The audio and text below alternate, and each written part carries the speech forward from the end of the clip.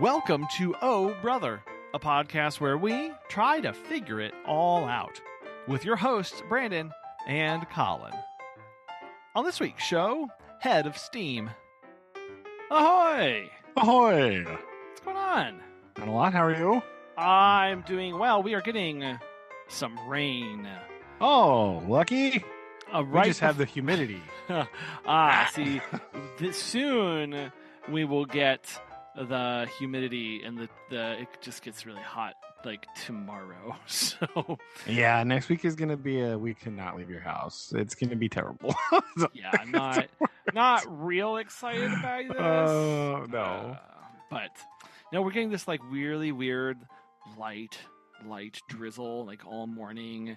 It was 65 when we woke up. So we've had our doors open, but it's been good. It's been good so far. Lame. It's 87 degrees here right now. No, thank you. So rude. I'd rather price. Gross. Oh wow. Yeah. So what have you been up to this week, other than baseball gaming? Baseball gaming, yes. Anytime. I'm glad that some more people came. The first shot you sent from the stadium, it was like you and one old lady. It's like, dang. So we may have arrived like right as the doors opened. So okay. It that does change a wee bit. See some warm up, some practice a little bit. Yeah, got to see the practice. Got to listen to some music as they're playing. Another thing, these small stadiums try and act like they're major league, and so it's like constant music stuff all of the time. And I realized like I don't like that. I'd rather just have some peace and quiet. It's okay if there's some quiet. I mean, it can be very like overstimulating, right? Like I don't know. Like earlier today, like an hour ago, when I was we were over eating lunch with Susan's mom and whatever, and like the thing was happening again where there were so many different conversations happening at the same time. It was like one of them was on the phone, and then like the other two were talking to each other, and then something else was happening. Sometimes the TV's even on while that's going on. And, like I just cannot like like my brain is like breaking because there's like so many different things happening at the same time. I'm like So it can be like, I think like, I mean, the other thing about like ballpark music and stuff like that is like I get the background noise, but because it's outside, right? Like there's not like a low level of background music. Like it has to be loud. There is no other way. Yes. It has to be full volume or nothing. Otherwise you won't hear anything. Right? And so like either like there is no like like a low background vibe. Nah. It's like bruh.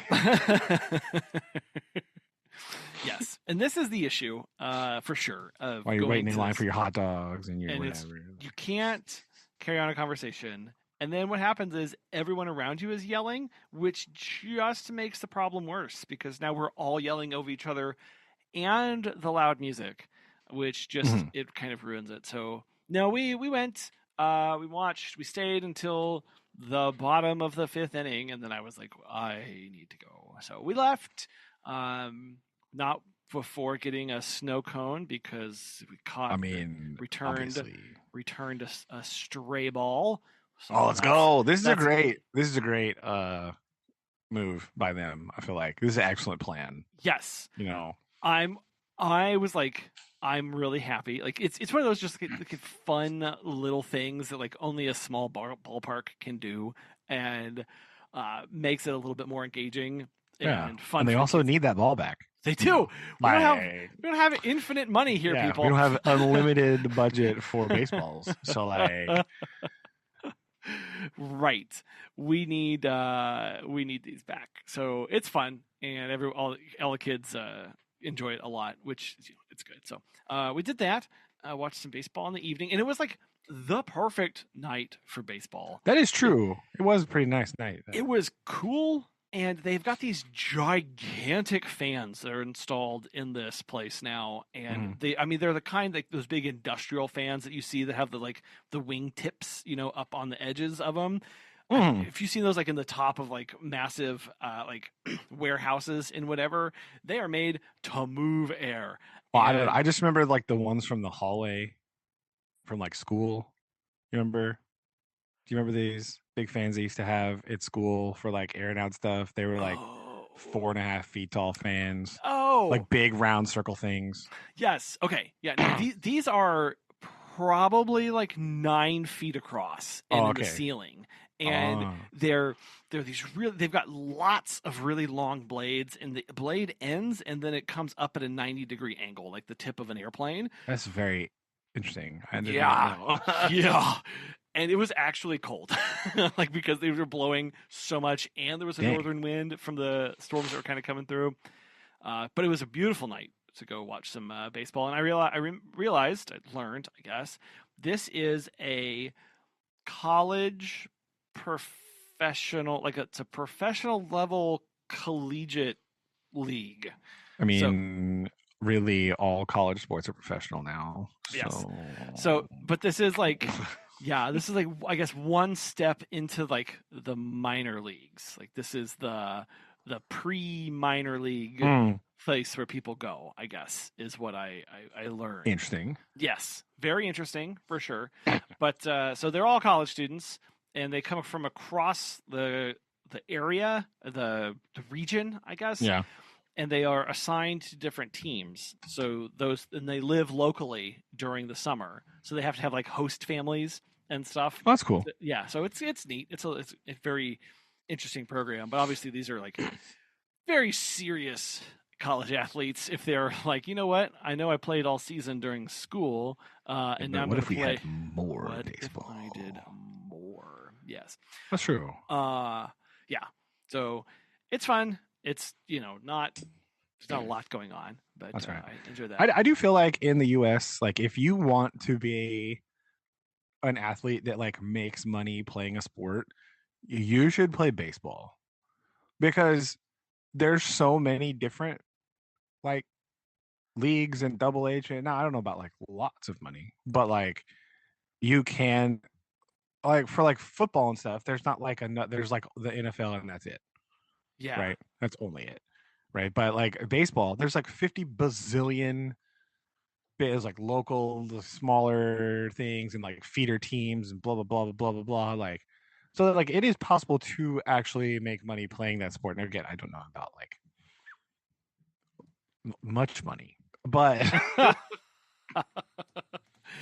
right. There's a lot of opportunities, I think. But yeah, I think there's a lot more opportunity than with any other sports team. Yes. Like any other sport, right? Like the opportunity to be on a baseball team, they're everywhere, is much higher. Yeah. Like, yeah. There's so many different leagues and clubs, and like there's just at all levels of experience, and like you're right. There, you can kind of spit and you find a new baseball team. That's true. I also think this is my new hot take about baseball. Right. I think okay, so you know how like international soccer leagues have the relegation mechanic where you like if you finish in the bottom of the league, you go down to the next league below. But if you're in that league and you can get promoted to the next, I think baseball should do that. Because there is like so many billion different kinds of like stuff. Like I think baseball should do that. I think they should drop the like feeder team situation, right? You know, where they have like this, like the St. Louis Cardinals has like a double A team that they get all their players from and stuff, whatever. Yeah. Like I think maybe you could like drop that and like make all those teams into like their different league. And then if they get, if they win their league, then they get a chance for the next year to be in the Major League Baseball. This would be good. Yeah, I think it'd be dope. This in like because it's the only sport in the U.S. that like you can do that with, because like we just said, there's like so many different clubs and stuff there are, like locally teams and like smaller divisions, whatever. Like I think baseball should be restructured to have relegation. Okay. I Yeah. will write the letter to the. Do they have a commissioner? What I don't. Probably, Probably. Okay. right? I Yeah. don't know. Yeah. Dear baseball. Dear baseball. Yeah. Yes, I think this is exactly we got it, nailed it. I like this idea. Well, it's just because it would really, if it really is skill based, it would add a lot of I think very interesting games. It could make it really exciting. You know, if the Cardinals are having like a really bad year, you know, man, they could be showing up playing. Well, I mean, yeah, right. Like this is in Sedalia. This is the problem, right? Like when there's a team like that, right? Where like in a sport like baseball, right? We play like 90 games a year or something. Actually, it's so many games. I can't even remember, right? If you're already having a losing season, right? Like halfway through, like they just don't. It doesn't matter anymore, you know. And they kind of just like whatever. Like attendance is real bad, and it's bad for like the overall ball club in general. Like if they're not playing for anything and like nobody's coming out to support them, like they're not making any money, like fans don't care, right? But if there's relegation on the line, right, even if you're not having a winning season, right, you still gotta like really go for it because you could get dropped. You know what I mean? Yeah. It adds more drama. It adds drama to the bottom of the chart as well as the top. Yes. Right. Yep. Everybody's trying their best all the time instead of just letting it slide and going, well, we'll pick it up next season. Yeah. Well, we'll do the like, well, we'll just we'll throw some games, get some draft picks or whatever they do, right? Like free up the money to get all this, like all that nonsense. Like you got to do that too, but like also you don't want to be last. Nope. You know, the last couple spots, you gotta. I can't remember if it's like 2 or 3, the bottom like 2 or 3 teams, right? Like you don't want to be in those final slots there. So I think this could really help amp up baseball a little bit, make it a little bit more exciting. I like this. You know. And if we implement our previously suggested recommendation for providing landmines in the outfield.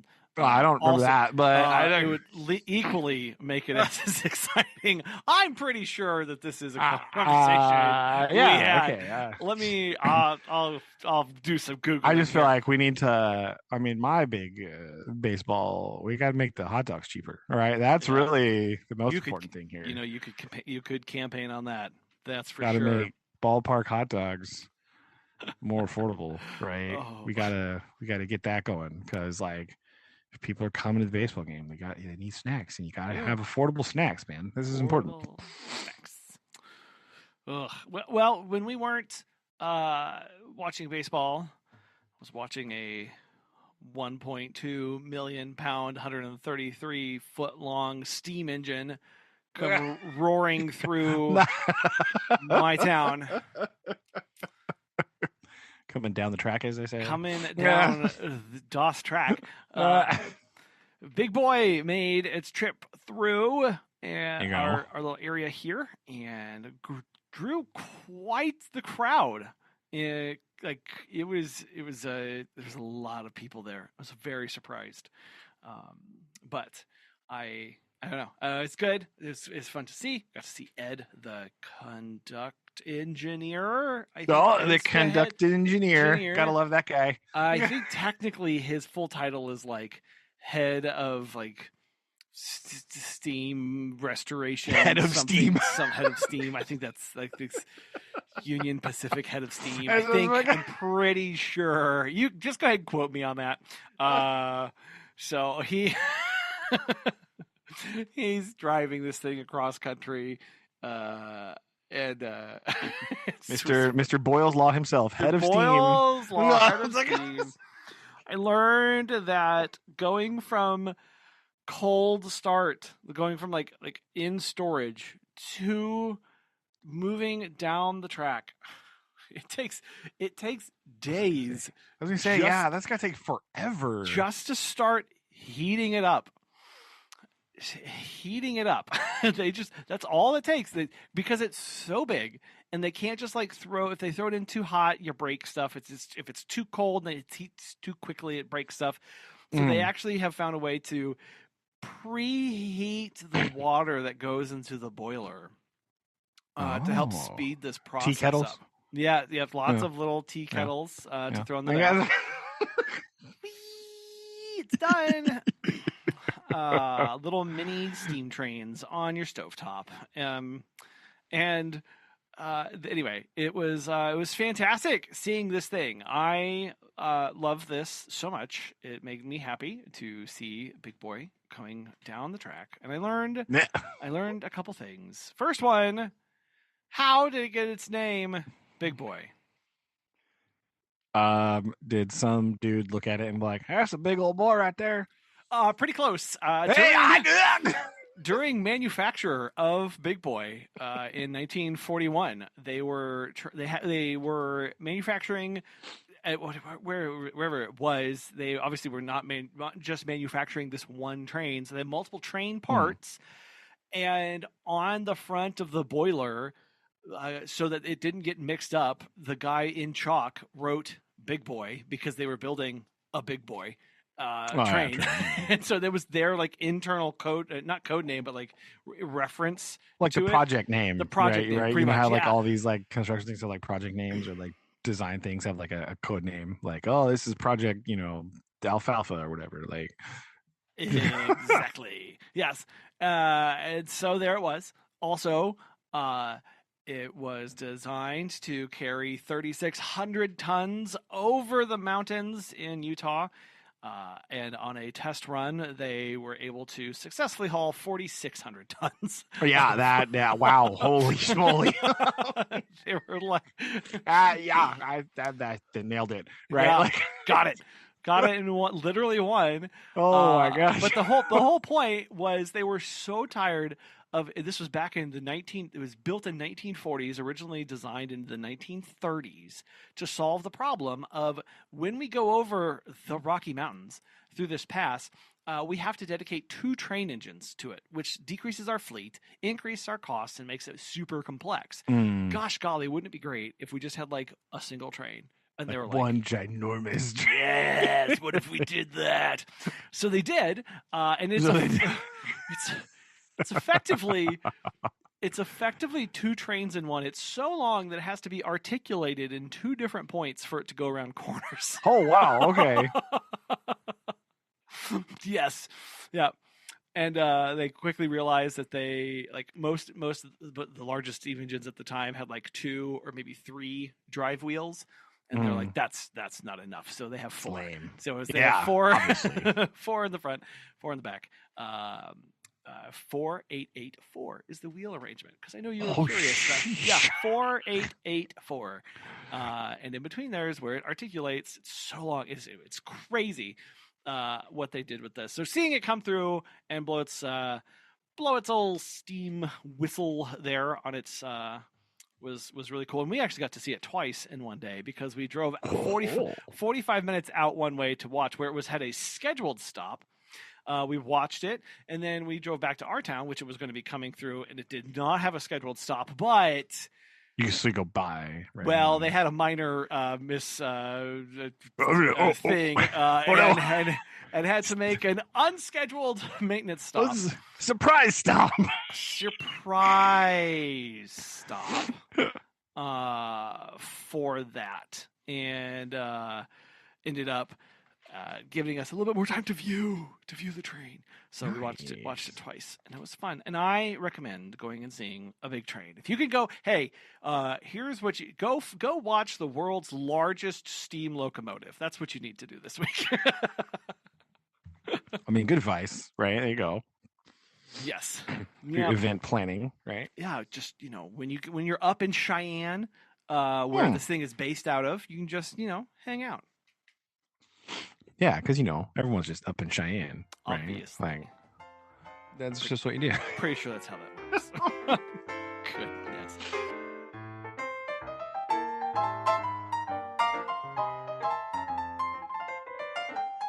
Well, Collin, I have also seen something massive this week. This is Right. Oh, what? Right? I watched the Odyssey. Oh, okay. Yes. This a movie of many, many opinions. Yeah. It is interesting how all of a sudden every single person on the internet is an ancient Greek historian who's definitely read the Odyssey.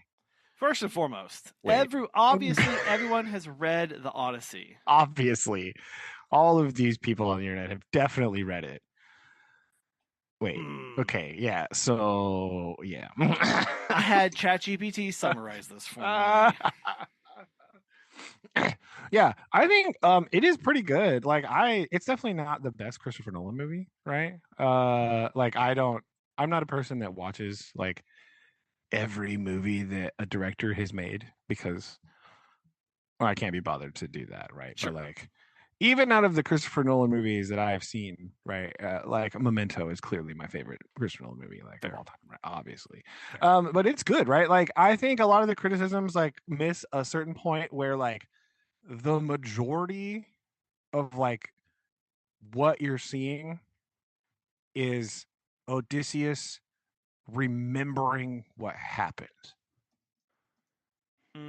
Right? Yeah. And so like a lot of the design choices are like they're his memory.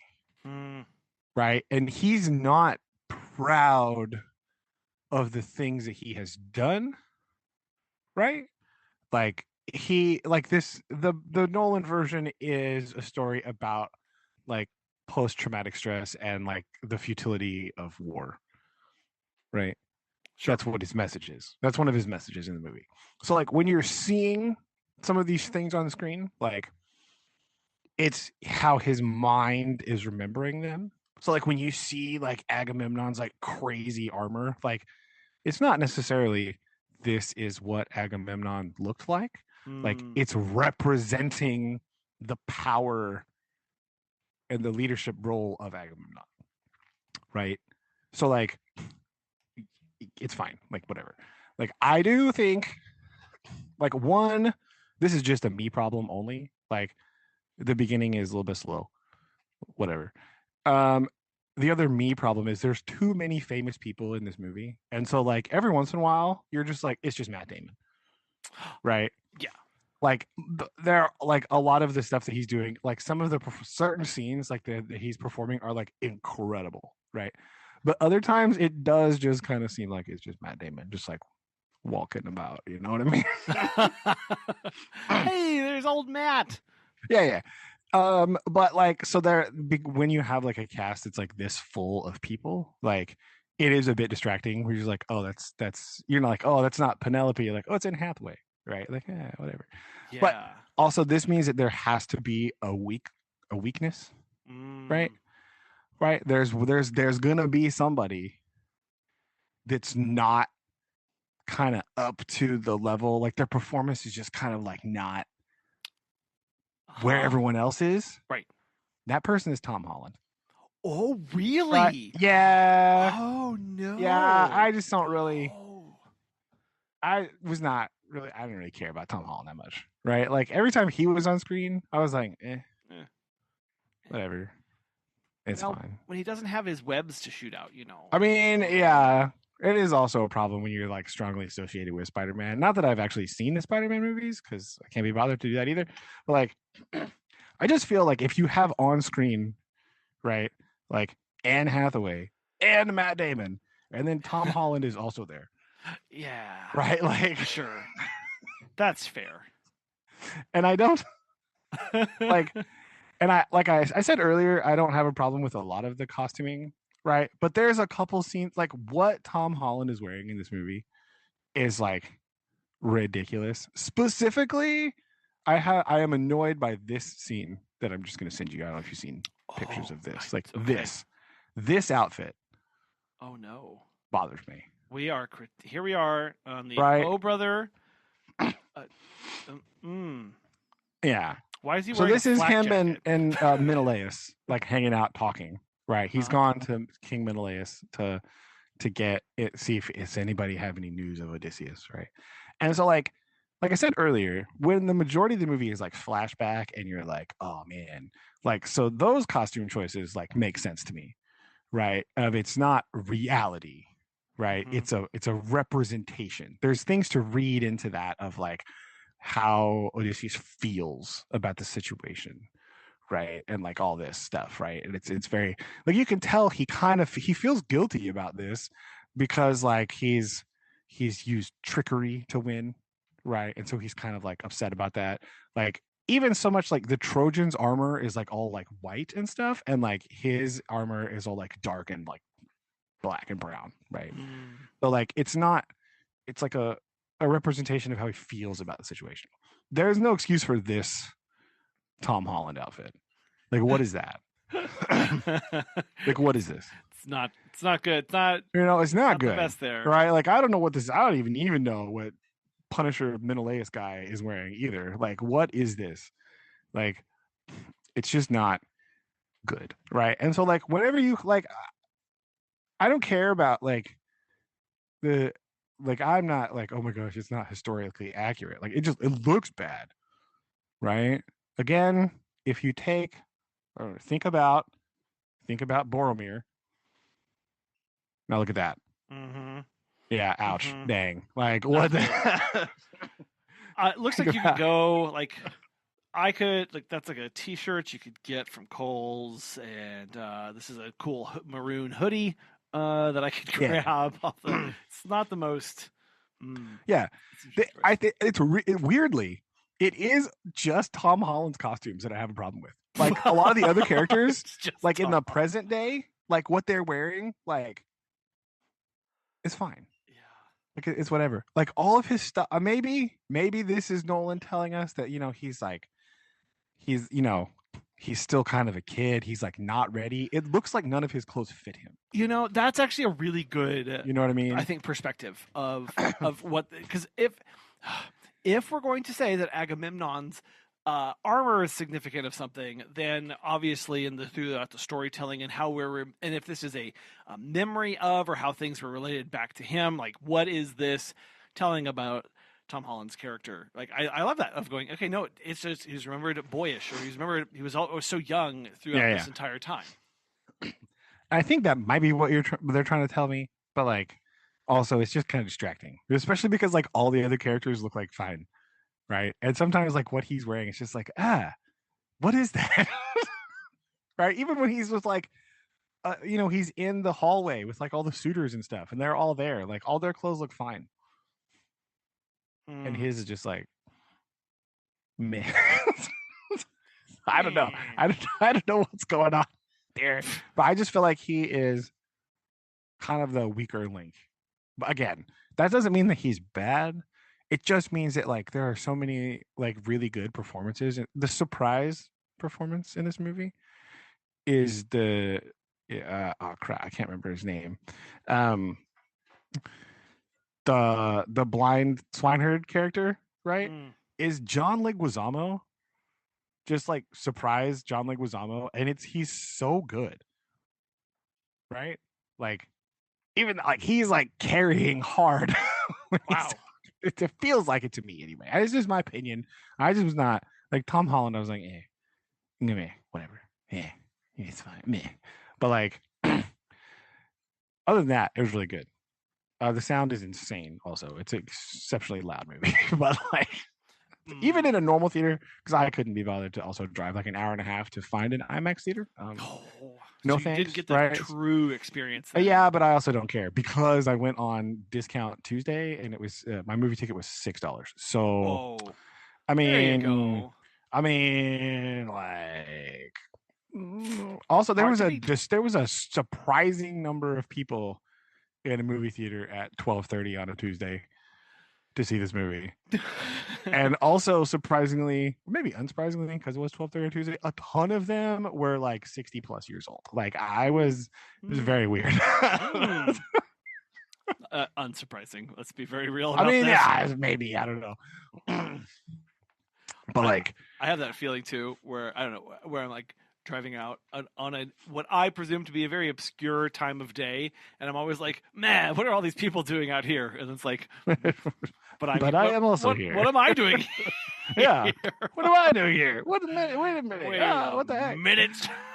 I'm part of the problem. Yeah. Well, I'm glad it had a good turnout. It sounds like, and that you so you give it double thumbs up plus good. It sounds like. Yeah, it's good. It's good. Like it is long, and you do. I had to like.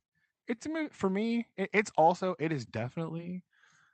I haven't seen all of Christopher Nolan's movie.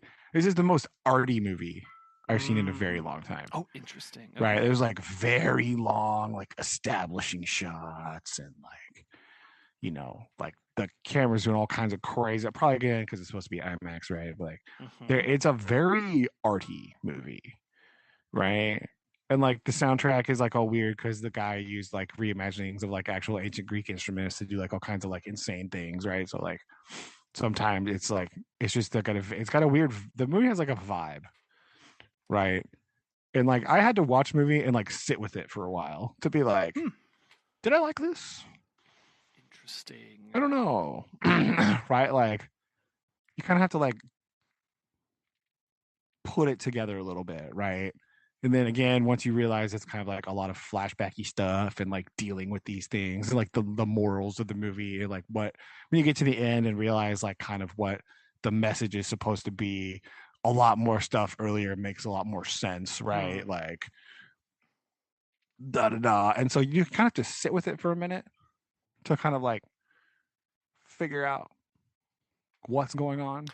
Yeah. Well, especially that framing of these are in part memories and recollections and a lot of feelings imbued into like what is going on in the film that makes and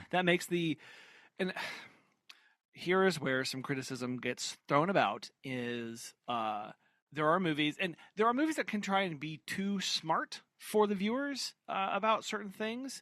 However, in this case, there's meaning behind this, but I think so many people are used to like whatever's on the screen is on the screen, and that's just what it is. And you can look back at a slew of all of the superhero movies that we've had recently. Where I was getting ready to say the same thing. Yeah, there's no subtext to any of this. There's no meaning to anything. It's just they're out there smashing things, and we're done. And so when people go from viewing those kind of things to what is a true adventure like OG here, and they go, right, oh, that's weird, that doesn't make sense, this wouldn't be like that. It's like, well, no, but that's not literally what his armor was like. Like this is a recollection of the aura and the weight and the power of this person being viewed on. Right. Like that's a very different kind of way to watch a movie. And I'm not saying like one is better than the other, like because then it goes down to like, oh, you just watch movies and you're a snob and can't you just enjoy the movie? Like,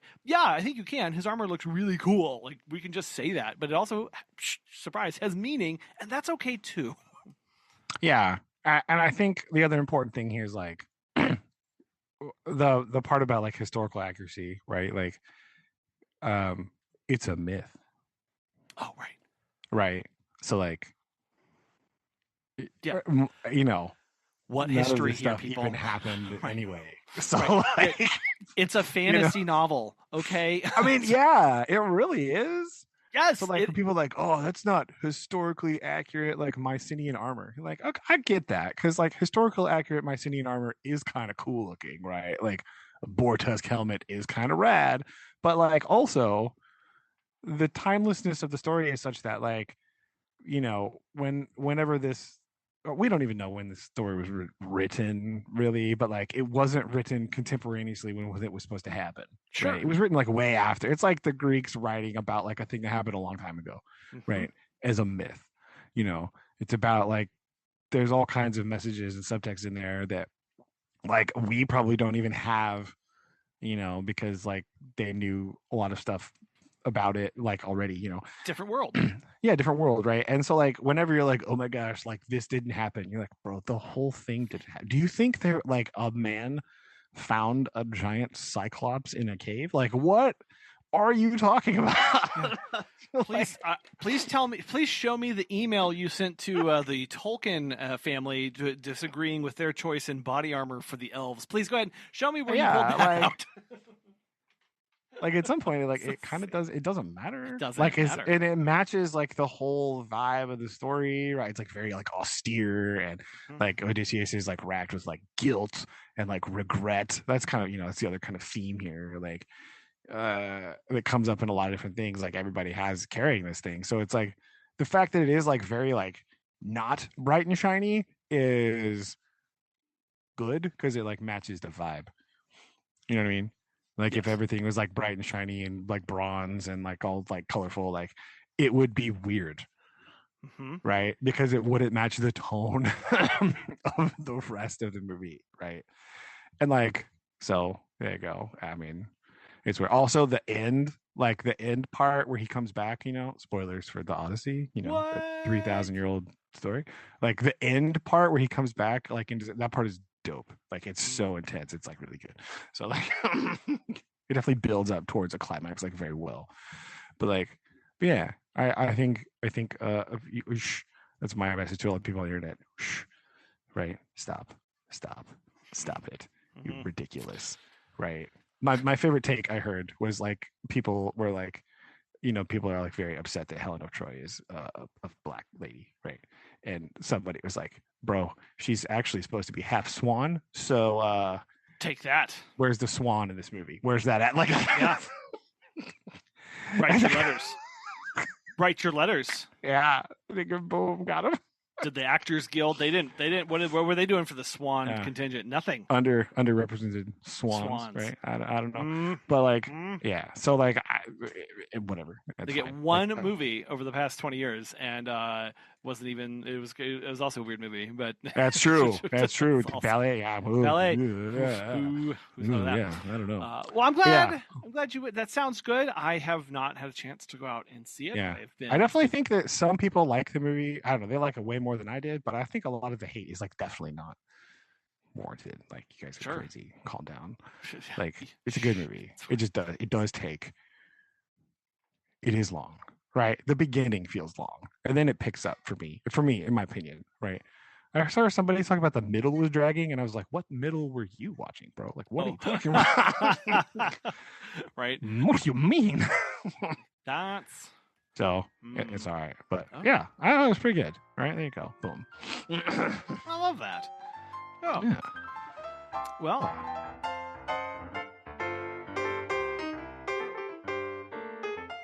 You know what else?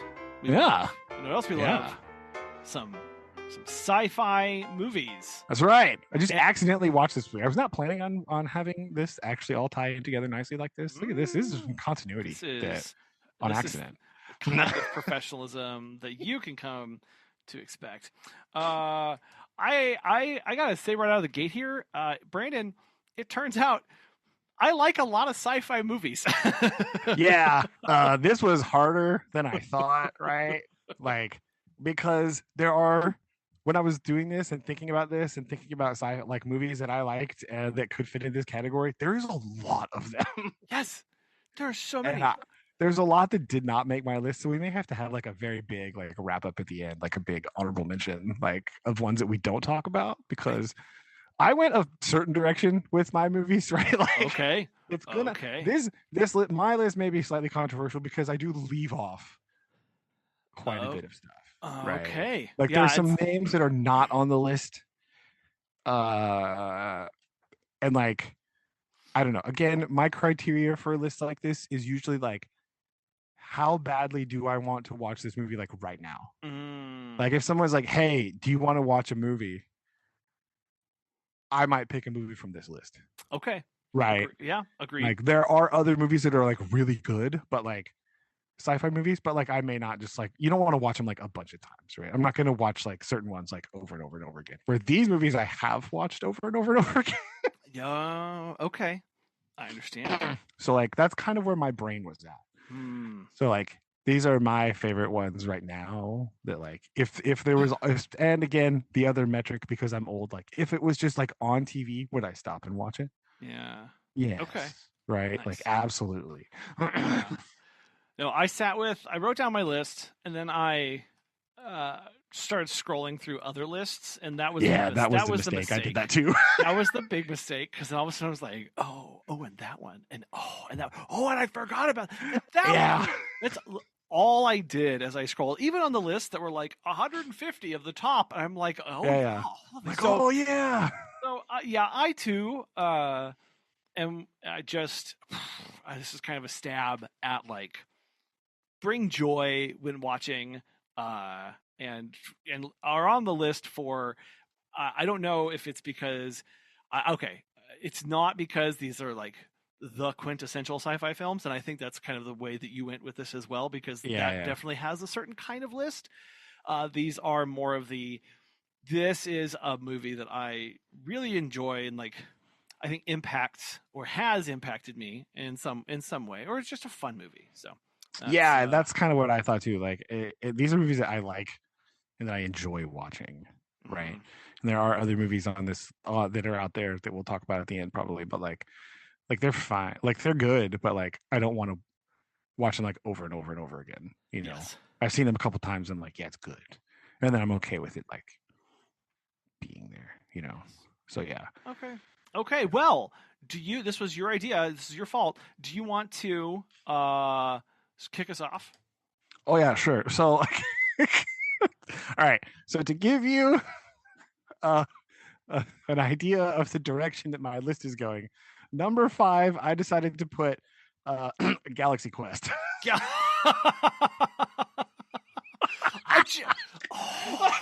God, yes, a genuinely amazing film. I love this movie so much.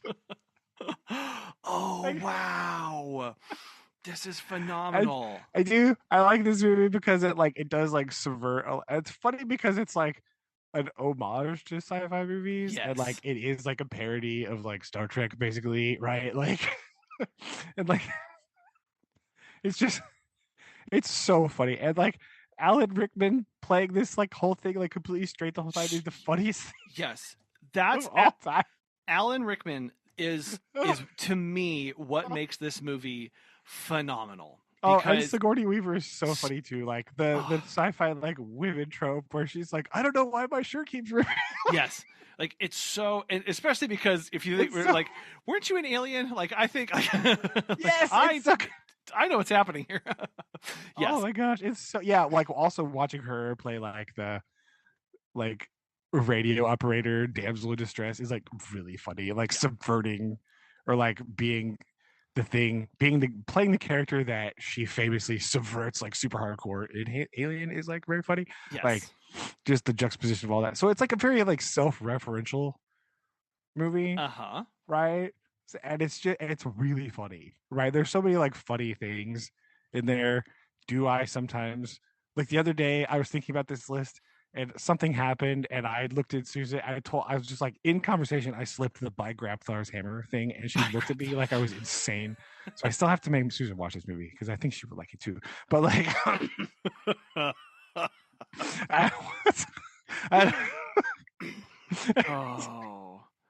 by the Sons of Orvin, yes. Yes. So I just feel like that movie, that's just a fun time, right? The movie's hilarious. Like it's just goofy and silly and like it's really like I don't know. I just like how referential it is and like how like interest. I don't know. It's just like putting a mirror up to a lot of those sci-fi tropes and like just being a parody of old Star Trek, which is really funny. And like I don't know. So I put Galaxy Quest as my number 5. Super unserious movie.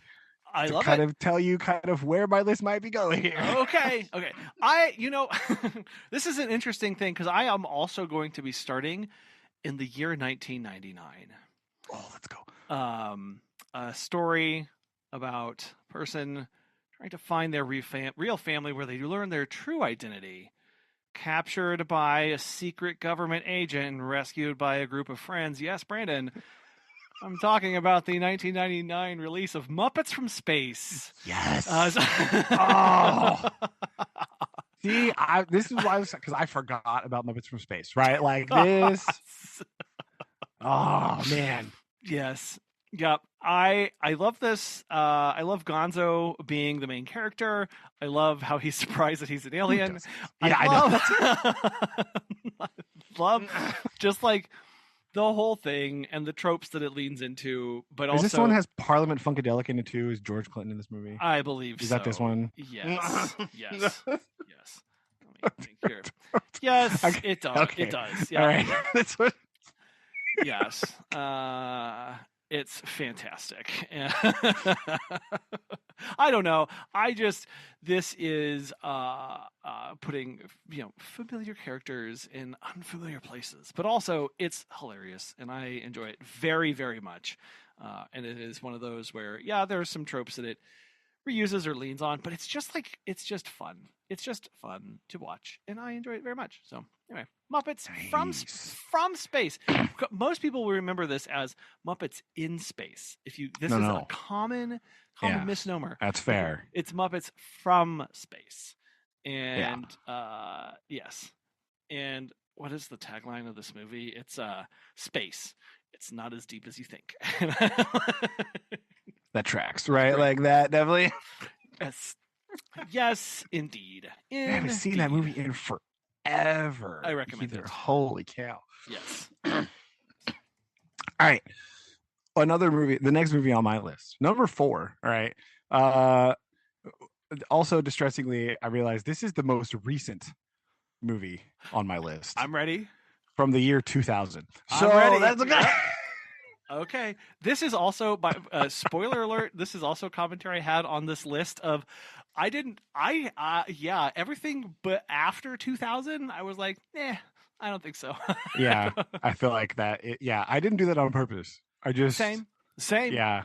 I realized when I was, like, after I'd finalized it, I was, like, looking up to make sure just looking up some stuff so I thought about it, and I was like, wait a minute. Oh, dang it. Okay, hold on. All right. So this movie is technically part of a trilogy, but like the other 2 movies are not good in my opinion. Okay. It's a story of like the first one was like it's a relatively like low budget movie, right? And then it was very successful and they got a bunch of money and then they ruined it. Right. That's kind of how I feel about this particular thing. Okay. Right. This is 2000's Pitch Black. Okay. Some sci-fi horror. Yes. Kind of the opposite direction of Galaxy Quest. Yes. But I think this movie is amazing. This is phenomenal. Right? I have watched this film, I want to say, an unhealthy amount of times when this came out. Same. It's good. It is a good movie. And it was really funny because one of my friends, right, one of the people that I went to see the Odyssey with, right, he always asked me like, so what do you guys talk about? And I was like, well, we're trying to do like a sci-fi movie list. And he was like, yo, what? Yeah. And I said, I think on my top 5, I was like, this might be a controversial take, but one of my favorite sci-fi movies ever is Pitch Black. And he goes, yo, me too. Like, it's so good. Like this movie is excellent, right? And I agree. Weird. This is this is gonna be weird, right? This is like Vin Diesel actually acting for like perhaps the only time in history. Right. This is true. Or maybe it's just the writing was written around. I don't even know. But like even his performance in this movie is good, right? Everybody's great. Like it's classic, like crash land on the alien planet, and we gotta stay alive. But like at nighttime, the monsters come out, and it's great. I don't know. I just really like the whole movie is so good, right? Like I just really like this movie. I remember watching it for the first time with a bunch of my friends, right? I remember like really liking it, like being into it, right? I've watched the movie like a ton of times since then. Oh man. So yeah, this is like a very, I don't know, I really like this. Like I don't really like horror movies, like straight up horror movies very much, but like this one is like really good. Like sci-fi horror movies for me are like more interesting. Right? Yeah. Like it's like a more interesting take on a lot of the genre stuff. So like I like Pitch Black, right? So that's my number 4 spot here. Well, that one, and it's got so many different elements to it. It is a survival thing. There's the monsters. There's the whole like eclipse sequence, Yeah. right? Like it layers on all of these elements Yeah. so well. There's kind of like the redemption arc thing where he's like a criminal, but he's like doing the right thing to help the other people, right? He's like being less selfish, and he's like doing stuff for others, like all that stuff, like Yeah. and like it's very interesting. I really like it. Gosh. So Okay. there you go. Yeah, no, I like that a lot. It's a good one. Adding that to my other list. Okay. Oh, hold on. I need to. Hold on. Oh dear, vamping time. Why Collin rearranges his list because he's not happy with it, kind of like me on the final two. Like I still not 100% sure that's how I want them, but you know what? We're just gonna go for it. We're gonna see. It's fine. No, responding to some messages. So my second one is probably a bit more traditional. It's also, I think, the oldest one that I have on here from 1954. Oh. And I like this movie a lot. I don't know. I like 20,000 Leagues Under the Sea. I'm just going to say it. It's okay. I know it's on a lot of lists, but it's also a movie I've watched this year. So I'm gonna. Hey, there we go. I have watched this movie, and it's got like, I don't know. James Mason is fantastic. I will always like his rendition of Captain Nemo on this like borderline genius madness thing that he's on, and kind of how it's unsettling the entire time of like, what are we actually doing? Is this legitimately? Is this not? Like that's what I really enjoy. That it adds that tension to this while also, giant squid battle. Come on, who doesn't like this? And then everyone loves Esmeralda, a pet seal, because that's just again, true, right? Okay, fine. I put it on the list for Esmeralda, if we're being perfectly honest. Yes, that's allowed. That's allowed. No, again, it's one of those of like, yeah, it's really foundational. It's also an older movie, and everyone talks about it. But I still think it holds up. I still think it's a good movie to be around, and it's on my list. It's on my list. That's good. That's a curveball. I like it. Okay, it's very nice. All right. Where are we? Number 3. Okay, so I ventured away from space for the next one, right? Because like you did kind of for this one, right? Like a lot of sci-fi, people think sci-fi, think about like spaceships, blah blah blah. Not necessary, right? It just has to have science in it. Yep. Right? Science is a part of the thing, right? So for my number 3, right, we have a little bit more grounded one, takes place on Earth. Collin, this is a foundational movie for me, right? And so we are putting at number 3 Jurassic Park. Oh, yes. Oh my gosh. I mean, what more do you really need to say? Nice. Oh. Right, like this movie is incredible. It is so good. Like, yeah, Goodness. Right? The stinking everything about this movie is excellent. So like, I think the Jurassic Park I had to be on my list. It had to be. The movie is so good. I will watch this movie anytime. Yes, anytime. And I will stop and watch this movie no matter where it is. Like you said, like on TV, it's just like no matter where it is during the story, I will just stop and watch from that point moving forward. Right? Like I am all about this. It's very good. It's so like suspenseful and like, but in like a good way, not like a ridiculous way. And the payoff, like some movies, like it's like suspenseful, like the buildup is like all crazy, and then the payoff is like, oh, that was not Jurassic Park, ladies and gentlemen. Right. Holy cow! It's so good.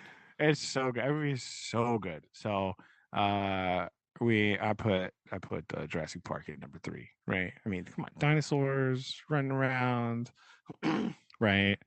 Also, oh dang it, I went away. Right. Rest in peace, Sam Neill. Right, he recently passed away, I think. So sadness, but there you go. I just lived there. Okay. Yeah. No, that's such a good one. I don't know. Let's see here. What's my third one? No. Oh, I've already done my number 2. Oh my gosh, how are we already on number 2? Oh. No, you should be on number 3 because I went first. Okay, that's right. Sorry, I'm panicking over here. Okay, so we've done space. Yeah. We've come back to Earth. For my third. Oh yeah, we've done space. We've come back to Earth for sea. You have done like dinosaurs. I'm not going back to any of those. Instead, I am going Back to the Future. 1985's 1985's Back to the Future. Things that I think about, and again, if I go a week without thinking about the flux capacitor, it's not a good week. It's a miracle. I mean, come on. And because my son eats so many bananas, I just always have that scene where they're shoving stuff in the back of that is a scene that is in my brain. And it's funny. It's also like it touches on some like interesting topics to think about, right? Like what would happen if, but it does it with, come on, like Christopher Lloyd, like you gotta like, it's all played believably. Everyone does a great job, and I will watch this. This is another one of I will watch all the time kind of. Collin, it's so good. It's my number 2 movie on the list, actually. So I'm just gonna talk with you about this right now. Like I can't contain myself any longer. Like I just can't. Like phenomenal. So this movie is so like you said. Like if I go like 3 days without quoting Back to the Future, something has gone wrong, right? Like this movie is so like foundationally important for me as a person that I don't want to say made, but I did make my wife sit down and watch the trilogy with me before we got married. Like it was like, listen, in order to understand a large number of jokes and references that I make, this is going to be very important for us because otherwise you'll have no idea what I'm talking about. Yes. No, seriously, there's no way of understanding me or what is about to happen over the next forever without this. Same, yeah. It's no. Like I don't know how many times I've gotten in the car and been like, all right, phone, right? Like the keys, wallet, flux capacitor. Like I'm like flux capacitor, fluxing. Like of course, you have to. Oh my gosh. Or 88 miles an hour, like every time. It's like for some reason it's just like you just got to say it sometimes. Be like, that's true. Yeah. Not that we ever go that fast. No, because that's illegal. It is illegal. Yeah, except for Collin did live in Texas, so like talk about it. Whatever. Like it's fine. It's definitely suggestions. And if you type in, if you go to Google and you type in Back to the Future requirements, it'll say here are the time travel mechanics. Required speed exactly 88 miles per hour. The power requirement is what everyone remembers, 1.21 gigawatts. Of course, obviously. And then a real fun car is what it requires you to do. So that's fine. That's fine. But also, that movie is just so good. Like there's nothing bad about that movie. No. Like it's one of those movies. Like there's nothing. I have no negatives about the movie. Like a lot of movies, you can be like, "Oh, it's got this something I didn't really enjoy this." Nah, not Back to the Future. No way. Yeah, movie's like as close to perfect as you could possibly be. Yeah. Well. And one thing that I like about it is there are times, honestly, where I am trying to remember a scene and I will convince myself it was from like Back to the Future 2. But no, Back to the Future there's no wasted scene in that movie. No. It's not so much going on as in it is a chaotic film. It's just like so rich in everything and purposeful through the story and the plot. Like you are just on and things are happening, and it's great. It's like it's also great at storytelling. So Oh anyway. yeah, I think especially when you take all three of them together, Yeah. like it's just incredible, like how they all work together. I know a lot of people dog on Back to the Future 3, but I like that movie a lot. So like, shush, like I don't, Yeah, it's good. it all ties back in. It's all good. All the things are there. It's fine. So like, I think it's awesome. So yeah, there you go. Okay. Sorry, I tail coded you there. No, but it's good. I got It's perfect. No, this is what it's for. This is what it's for. I will do my number 2 then. Number 2, I'm doing a bit of a zag here. So far we have done. I'm going to throw on Nausicaa of the Valley of the Wind from 1984. Oh snap! Oh no! Oh man! Yes. Yes. Another movie that I have watched this year. Again, that's not saying much. We're sitting in the middle of the year, so there's been a lot of time. But Nausicaa of the Valley of the Wind.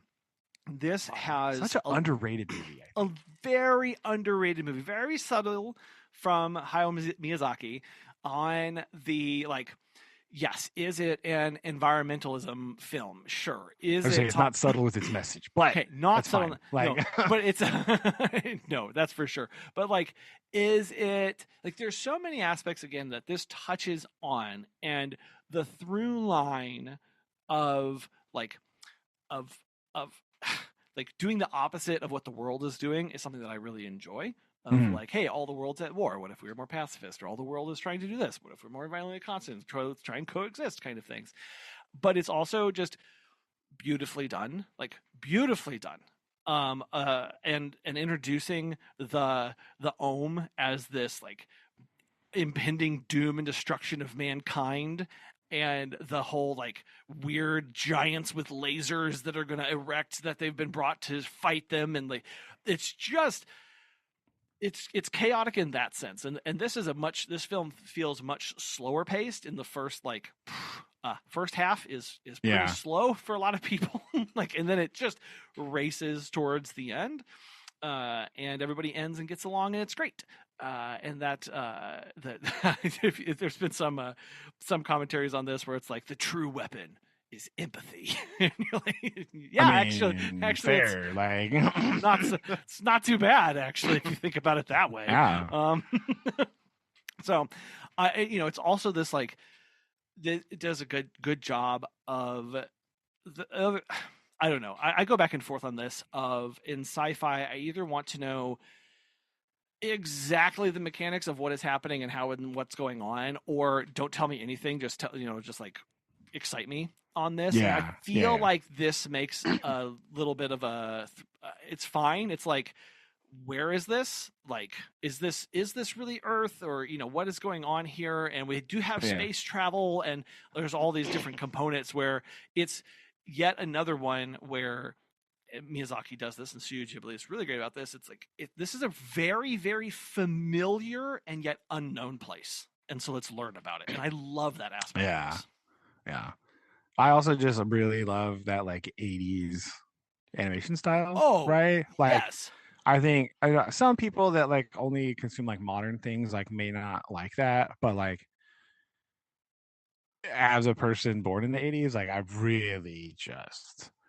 I really like that style of that art style, right? It's so cool to me. Just I don't know if it's nostalgic a little bit or what, but that art style in that movie is so good. And I know a lot of people would be oh no, but what about Spirited Away or whatever? Yeah, that movie's good too, but the art style in Nausicaa is great. You can't underplay that because I think it's so good. Yes, it's good. So so that's my number. It's my number 2. A little bit of another thing. Nice. Here. So I am dying to know your number 1 after this list. Right in. Well, after really pondering this for a while, there's only one movie that could appear here for me. Okay. Really. And just as a foundational me movie, also it's very important here, but I also like movies you talk about where it just sort of drops you in to a universe and you just have to explore the universe through the characters, right? Mm-hmm. I don't need this is what annoys me about like a lot of sci-fi is like the over explaining of some Yeah. stuff. Yeah. Like I don't need that. I don't need you to over explain it to me. Like just I mean, you can tell me a thing and then like we'll just go with it. Right? Like Yeah. it's fine. Yeah. Right? I'll As take long it. as It's the fine. story itself acts consistently with that fact, Yeah, it's I'm fine. all in. Right. Yeah. I don't need the like know the physics behind everything or whatever. Like it's fine as long as it's like consistent and it's okay, right? But like as far as like a movie that I think is excellent and a movie that I have seen like 70 bazillion times, right? This could only be Star Wars Episode 4: A New Hope. Oh. Right? Like yeah. that is the only the Yeah. only possible choice for this You're right. for number one. No, gosh, and Brandon, it's so only one choice that it's also my number one. Let's go! For me, this is the first one that I wrote down. This is going to be on my list. This is on my list. I don't care. Like, and then I built around this, and it just kept like number one. It just maintained that spot, and I didn't look at like because it has all of the elements to me it is quintessential sci-fi, and as we've also talked about, it's also quintessential my flavor of sci-fi that is not Star Trek of like the everything's perfect and clean and nothing like they just you just wear one clothes one time and then you pitch it and you get a brand new one. Like I don't understand what's going on here, and there's no messes. Nobody's ever spilled anything in Starfleet. Sure, I got it. Yeah, 100%. Right? Yeah, that's totally how it works. No, I don't know. Like, what about it for you really captures the essence of what like sci-fi for this list? I mean, it's literally has everything, right? Like it is like it's got like all the classic like story beats. It's very hero's journey-y, right? I do love a like getting the team together kind of vibe, right? Like this is a well-known fact about me. I do love the assembling the team thing, right? But also like because it's the first one that was released, right? I know a lot of people are like, oh, the Empire's better. Nah, I don't think so. Because A New Hope by itself is a complete story. Absolutely. Right? Yep. It has all of the story stuff there, just encapsulated in the one movie. And I don't think any other Star Wars movie was able to do that. Like they all have like, because every movie after that was like, okay, there's going to be more Star Wars movies. That's the thing. New Hope, right? It wasn't guaranteed there would be a number 2. So he wanted to do it, yes. Right? He had it in mind. Like he had all this like crazy, like he had the plan, but he didn't know if he's going to be able to do the plan. Mm-hmm. So like the whole movie is just like as one singular movie is excellent, right? It's just like all the characters are so good, right? They're all, I don't know.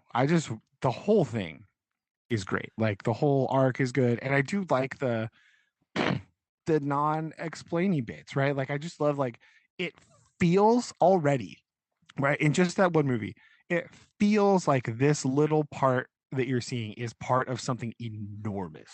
Yeah.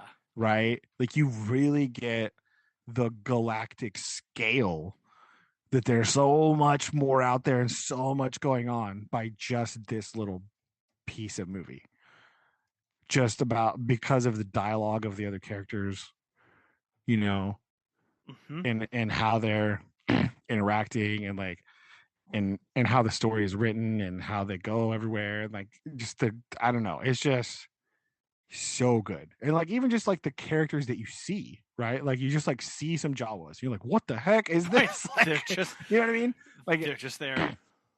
Like it's so interesting that there's like all these different kind of aliens and stuff, and like you don't even like the cantina part, like that's kind of like your first like big introduction to the broader world, because it's also Luke's kind of introduction to this. Like, yeah, there's just like so many different alien species in there. You're like, what the heck is that? Like, and like that like there's such a much bigger world out there than that we know about, and it's like it's very like alluring. Like you want to be in this universe. You want to like go and like learn more about it and stuff.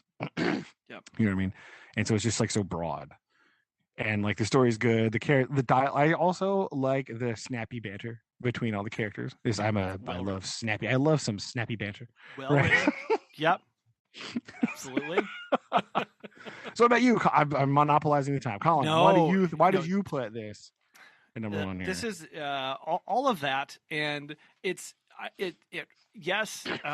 Again, it's not just space though. Like you're not just in a starship blasting around all the time. Like you're on planets, you're going around, you're journeying towards something bigger and greater. And then suddenly you're introduced to this mysterious thing called the Force, and like, what on earth is that? How does this fit in here? It really takes you, when you're watching it, for this ride of like everything.